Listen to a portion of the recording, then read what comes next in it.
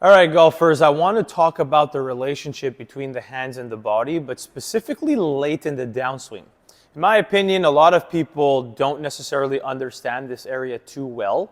A lot of times people will see the difference between like the hands trailing the body or the hands, in front of the thigh and creating good shaft lean and all that.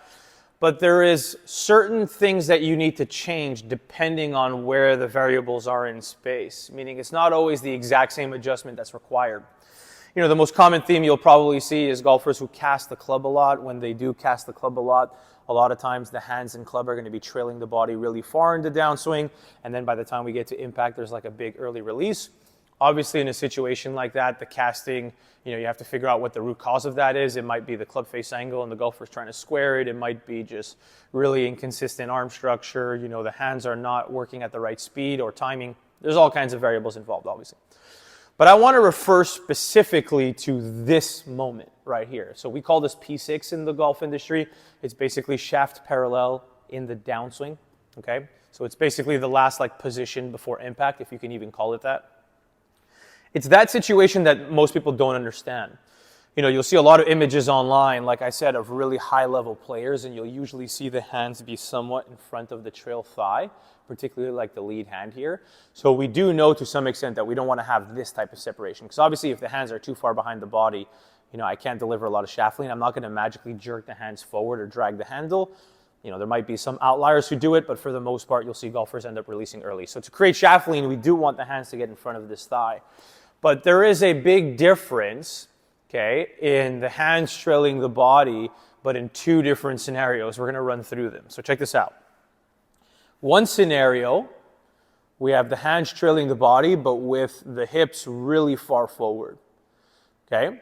So you can see that obviously there's a big separation here between essentially where the pelvis is and where the hands are, and you can see this massive spacing being done here.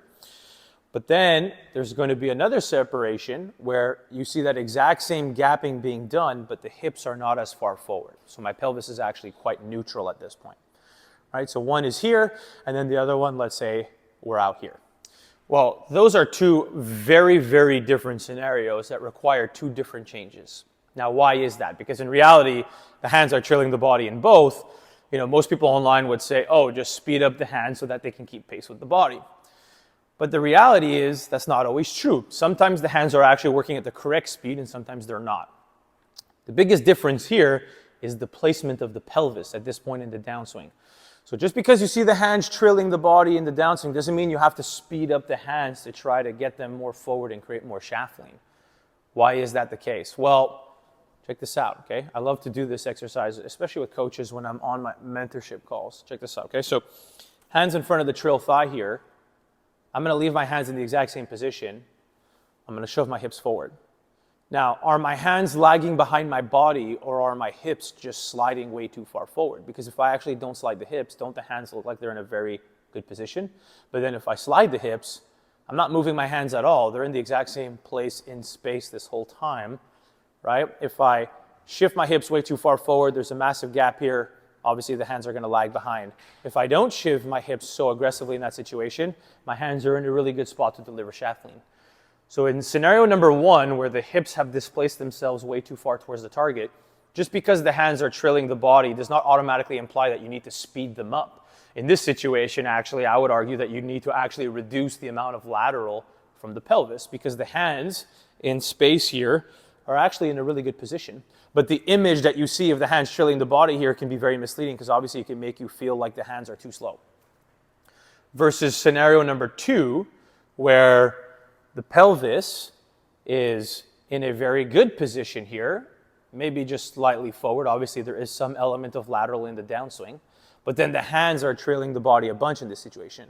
So now the hands are actually way behind this back foot. There is that same spacing involved, but now in this situation, well, it's not about trying to reduce the pelvis to get the hands and thigh in line with each other.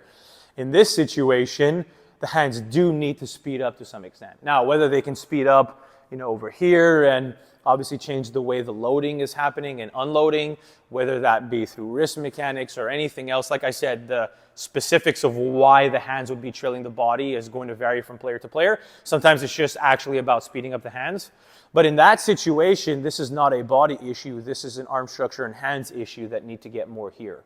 But if I'm in a pretty good place here, but then the hips are really far forward, my hands are still trailing my body a bunch, but I'm not trying to speed my hands up like this. Now I'm going to deliver an excessive amount of shaft lean. This ball's going to come out like a stinger, and it's going to go basically nowhere, right? I'm going to struggle to get the ball in the air, really deep divots, it's not going to be good. So just because, right, the whole idea of this video is to tell you that just because the hands are trailing the body a bunch in the downswing does not automatically imply that you always need to speed the hands up. There are situations in which the hands will actually be in a really good spot, but the body is actually moving too much, and that makes it seem like that visual's there.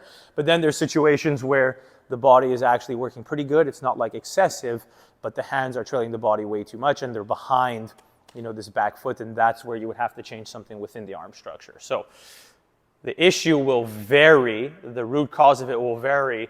Don't just look at the fact that the hands are trailing the body, look at where the body is in relation to the ball and in space. That'll help you give you your answer there.